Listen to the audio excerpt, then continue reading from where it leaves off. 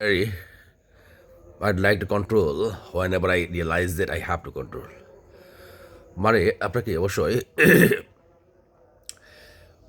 মানে আমরা দিন দিন উইকার হই, we are getting weaker day by day, and we say that food is responsible for this, but how much truth it is, কতটুকু সত্য এটা?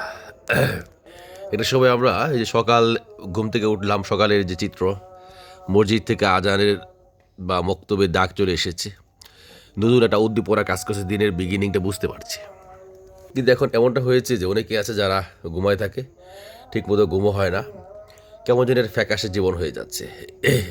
এটা অনেকের ক্ষেত্রে প্রযোজ্য। আসলে আপনার আমরা যত বেশি ন্যাচারাল লাইফ থেকে দূরে সরে যাব, তত বেশি আমরা উইক হয়ে যাব।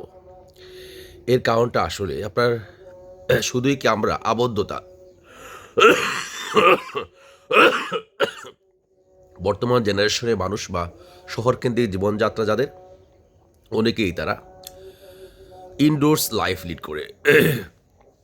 ইনডোর্স টাইপের যদি বেশি লিড করা হয়, সেটা কিন্তু একটা কেমন হতে পারে, বেশি যদি মানুষ ঘরের ভেতরে থাকে, আবদ্ধ থাকে, তার জীবন বা তার তার মেন্টালি যে আবদ্ধতা থাকে ভেতরে, সেই লাইফটা আসলে কেমন।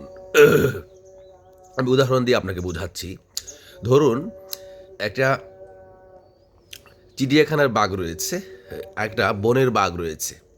চিড়িয়াখানার যে বাঘ, তাকে 3 বেলা 3 টাইমস ভালো ভালো মানে গরুর মাংস বা যে মাংসাশী খাবার তাকে প্রদান করা হচ্ছে, তাকে অ্যান্টিবায়োটিক দেওয়া হচ্ছে, অসুখ হলে চিকিৎসা ব্যবস্থা করা হচ্ছে। তারপরেও সেই চিড়িয়াখানার বাঘের স্বাস্থ্যের কোনো উন্নতি নেই, শক্তি, সাহস, মনোবল সবই সে হারিয়ে ফেলেছে।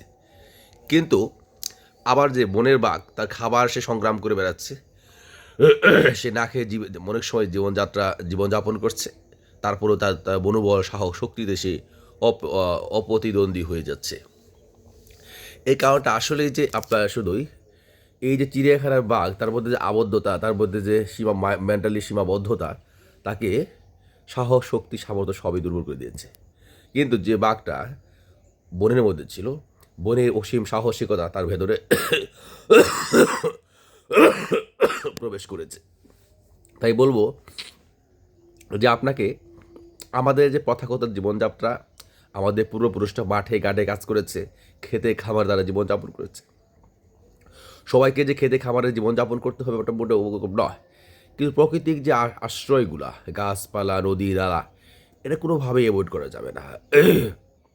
গাছপালা, নদী নালা, বাহিরের জীবনযাত্রা, আলো বাতাস, এগুলোকে বেরিয়ে কিন্তু একটা প্রাণী জগৎ। যখন আমরা এই ন্যাচারাল লাইফটাকে অ্যাভয়েড করব, বেশি কৃত্রিমতার কাছে আশ্রয় নেব, তখন কিন্তু আমরা ঠিক ওই চিড়িয়াখানার বাঘ বা ফার্মের মুরগির মতো হয়ে যাব। তাই আমাদেরকে অবশ্যই ইনডোর্স লাইফ থেকে বেরিয়ে এসে একটা স্বাভাবিক জীবনযাত্রায় ফিরতে পারলে কিন্তু ভালো।